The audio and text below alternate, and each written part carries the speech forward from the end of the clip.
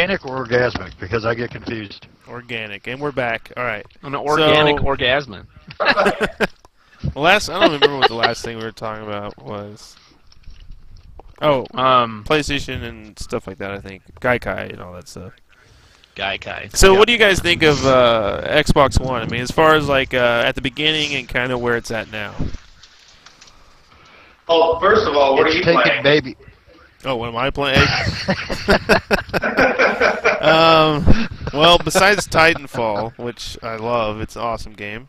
Oh, yes. I've been playing, or at least trying to play so and complete Castlevania Lords of Shadows 2, which is also a really awesome game. If you like Castlevania, or if you've played the first Lords of Shadows, it's definitely worth playing.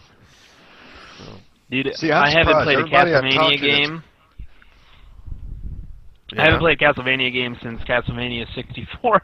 Well, you're missing out, buddy. Hey, Castlevania 64 was the shit. I like that game. It was good. Lords of Shadow 2 got really bad reviews from everywhere, but everybody I've talked to is enjoying the crap out of it.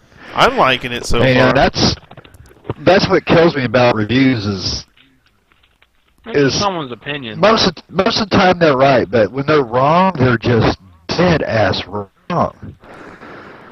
Yeah. You know, and I think it's because the majority of these reviewers all have the same taste flow. They all have the same ideal, the same concept of what's good and bad. I don't think there's enough diversity in it. Well, I mean, it's like you compare Final Fantasy VII said to be the greatest Final Fantasy of all of them. Me personally, I think 7 had a fantastic storyline, but I liked 8 better as far as immersion. I love the story. I love the characters. I mean, and the gameplay was rock solid. 7 is a fantastic game, but see, as a personal level, I'd say 8's better. On a personal level, my favorite's 6. So, or 3. A lot of people would say 6. I never actually. Yeah, well, 3 in the. It was 3 in the U.S. and now it's 6. But is that the one that was on the DS? Well, that one was originally on the Super Nintendo, and then I think they brought it out to the DS where they remastered it. It's also on the phone. Yeah, too. yeah, that one. That's the one with Cecil. Okay, and Lockie. Yeah. Okay, I played that Cecil, one. I never and finished Kara it though. And Kafka and all that good stuff. Anyway, it's very, very rare for me to finish a Final Fantasy game. The only one that I've actually finished, not just completely finished, but more than once, is 10. I mean, I get all the way, close to the end, and then just lose interest for some reason. Yeah. I'm just like, I don't want to beat this last boss. That once I got to the final boss, I used one of my spells and killed it in one hit. It was like 1 or 2 hits. Because I played so much, leveling him up. My problem, like, with them is that what'll happen, I get to the point where you can go fight the last boss, and then they usually give you the option to, just grind for as much as you want. And so, like, I'll do that, because I'm like, all right, I'm going to max out all my characters, and this is going to be awesome. And then I do that for, like, a week, and I get really bored of it, and I'm like, I don't want to do that anymore. The only game I want to fight the end boss and not be, like, maxed out. So that's usually what ends up happening. The only RPG I played where I maxed everything out, unlocked everything, got every item, and did basically everything in it was Lost Odyssey. I got every character to 99. That was the cap. It was a fantastic game. Yeah, that game was awesome. I've never even played Lost Odyssey. It was on the 360. It was one of the beginning. A lot of people did. Yeah, it was kind of a sleeper hit. A lot of people didn't really pick it up, but it was a fantastic RPG if you did. You remember what the first? I did that in Assassin's Creed, trying to get everything. Yeah. The first remember what the first RPG was for the 360? Yeah, Enchanted Arms. To be released in the States? Yeah. That game sucked. Game was terrible, but that game was fucking shit, but I beat the hell out of it. Which game? Enchanted Arms. Enchanted Arms.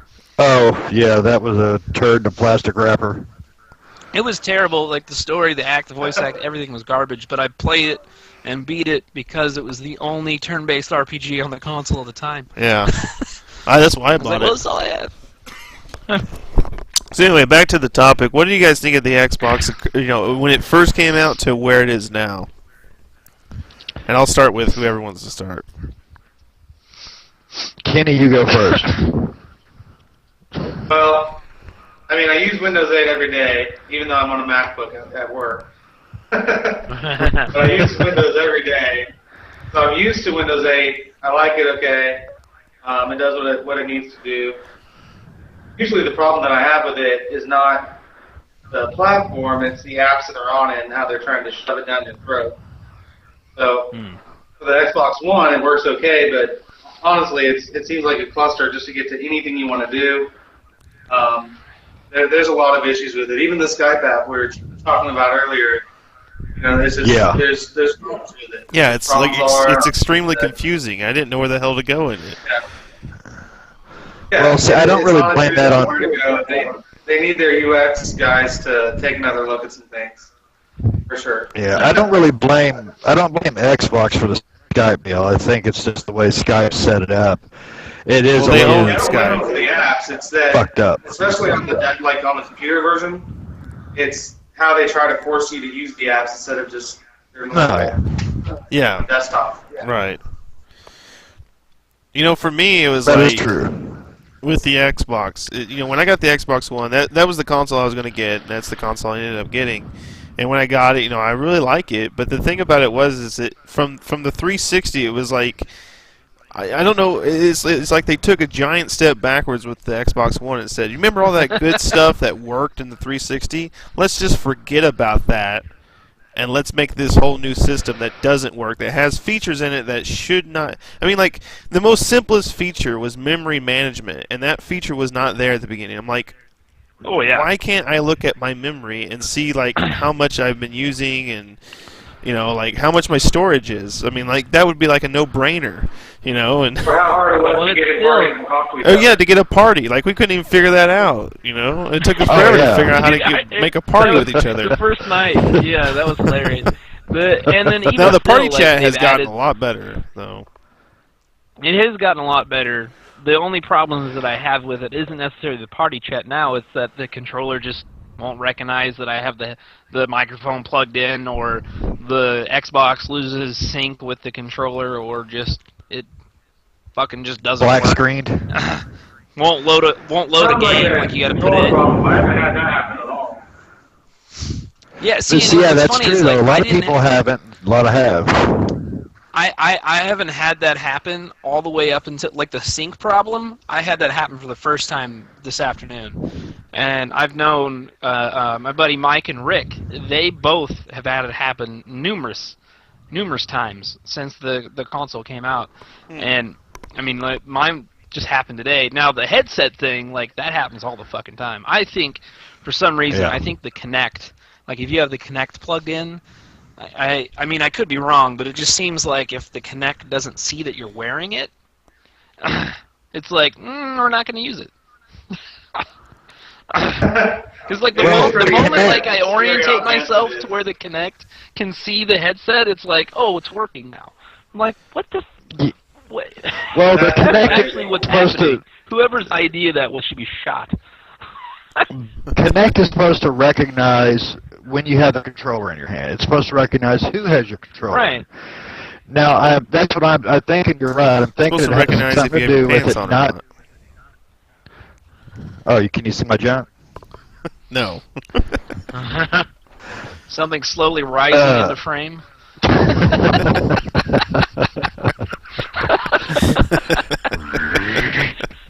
No, but I think you're right though. I think it has something to do with it. Now I turn my chat off, set it to where it doesn't go through Connect. Period.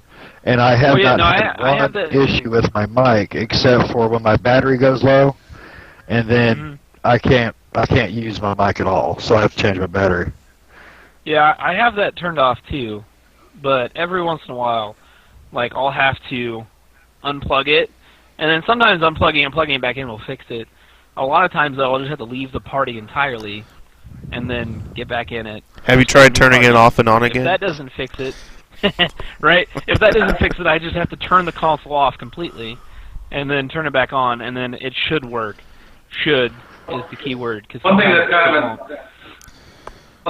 of annoying for Andy is, I'll sign in and we'll start Netflix or something, and then if I go back to work or whatever and I'm not here, it'll sign me out and sign her in. She doesn't have a Netflix account, so then she can't watch a movie. It's really annoying. It should ask you. It should be like, it should like come up and say, "Hey, the person left the room. Do you want to stay signed in on theirs, or do you want to sign into your own?" Or But it doesn't. I saw it do it one day. It just said, "Goodbye, Ken. Hello, Angie." You don't have Netflix. You can't watch this no more. Pay us $60 a year. Well, she can manually sign. Yeah, she can manually sign. Yeah, in she can as manually well. sign in to you. Yeah. She does that. She gets it working eventually, but then it's like it's random. It'll just decide that now it's gonna sign her in instead of me. Right, it's a nuisance, She's basically. watching something by Speaking of herself. Netflix, I don't know if you guys remembered this, and I was really pissed when they took this feature away, or if you ever even used it, but on the 360, when Netflix, the app first came out on the 360, you were able to get in a party with somebody else, and like your avatars would Watch be like together. a movie theater, and you could watch it Yes. together in the same stream. Yeah, That was really awesome. That was really badass. It was Why they pointless, got but rid it of was that? fun. I think those features It was- will come back. I just think I mean, like, I don't they know got what their rid of initial it. thoughts were. Well, I mean, when they switched the UI on the 360 to how it looks now, that's when it just went away. Like I know I It went kind to of use gets it one back day, and into I'm like, how into Microsoft is forcing this App Store, this new platform, because what's happening is these developers and these companies are having to make these new apps to fit this Yeah. new setup really quickly, and a lot of the popularity of apps is if you're not one of the first on the market, you're gonna fail. So they're Yeah, that's pushing out true. these products as fast as they can, and they're fucking And half they're- broken. Yeah, they're just not ready. All right, Yeah. well, here's a question. Here's a little insight question here. What made you choose Xbox over PlayStation at launch? For me, it was Dead Rising 3. I really liked Dead Rising, and I wanted to play it, so that's the reason why I chose it. Plus, the other thing was that the PlayStation really didn't have any launch titles I wanted to play. I wasn't really into knack, and I played No. Killzone before, but I'm not a huge fan of Killzone, even though it looked really cool, and I probably would have liked it. I'm No. just not a big fan of Killzone, so Yeah. I really just didn't care to throw it down the money for something that with no games that I wanted to play. And I really wanted to play Dead Rising, and it was only going to be on Xbox, so that's what made me decide to buy one.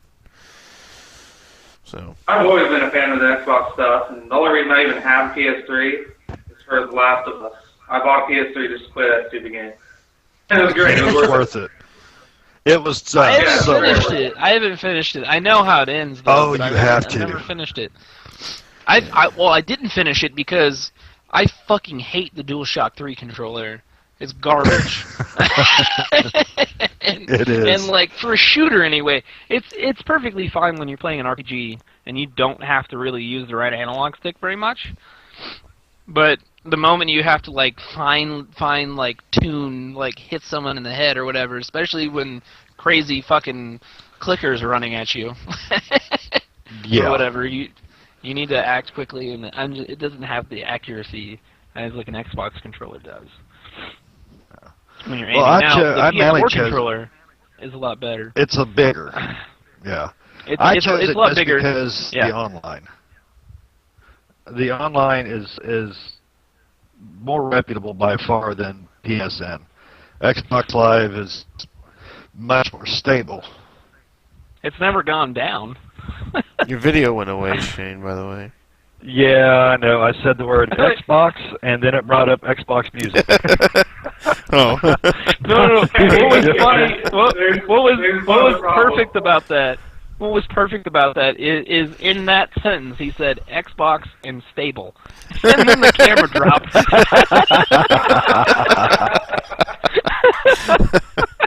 What are the odds? Karma. That's karma. Yeah, that's karma. That's Xbox saying, "Screw you, man. We're not stable at all." We're not stable. What is this bullshit? What are you talking about? Stable? That's not even a word. Xbox, look for stable. Hey, Bing just bought up animal porn. That's close enough. No, Xbox Live has always been a lot more stable. PlayStation Network, I've tried playing some online games, and most of the time they run okay, but they were just never great. Now, the new setup is supposed to be a lot better, but I trust Xbox Live. Not to mention the games at launch were definitely over on the Xbox side, for me anyways. I mean, Battlefield I would rather play with my Xbox controller on Xbox Live than anything else. Dead Rising 3, Assassin's Creed, which I played 10 minutes and sent it back. I'm probably the only one, but just did not get into it whatsoever. One thing I don't get, I mean, I understand the monetary purposes, but they don't let you do multiplayer between the platforms. It's a shame, really, because we should be able to, if we want to play with friends, be able to play on any device we want. Like if the Xbox One has an advantage, it shouldn't matter if you just start playing with your friends. And if you want to play competitively, you can choose to only play other Xbox Ones. To lock it to your own platform. Yeah. It's really being awesome instead of forcing it. Yeah, they want to force you on their network, Yeah, I think that's something Microsoft and Sony would have to do. Yeah, well, they'd have to collaborate on that, but I mean, I think Microsoft said at the beginning remember. that they wanted to do cross-play with PC. They wanted to do integration with PC and the Xbox. Well, they have games for it. Shadowrun, I think it was called Shadowrun 360. You could cross-play with PC players. Yeah, that's and true. That was and then Final Fantasy. Well. I think Final Fantasy 11 you could do it too. Yeah, but then the whole thing with Final Fantasy 14.